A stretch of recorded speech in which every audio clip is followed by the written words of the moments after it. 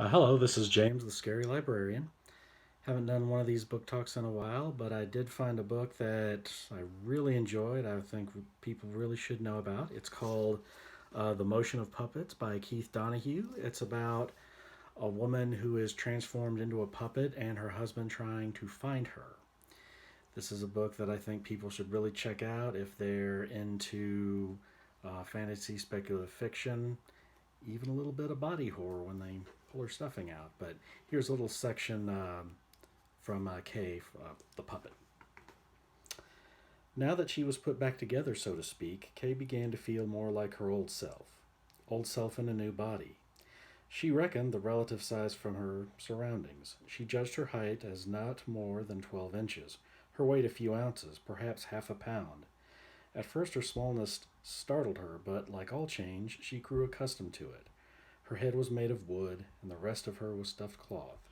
Her senses seemed intact, and she could hear her own words in her head. Not just her thoughts, but the sound of sentences and paragraphs.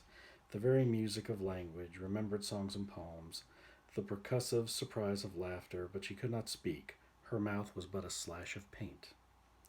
There were others like her in the room. After a time, she became acclimated to the darkness and could see the shapes around her, a pair of feet, the perfect globe of someone else's head.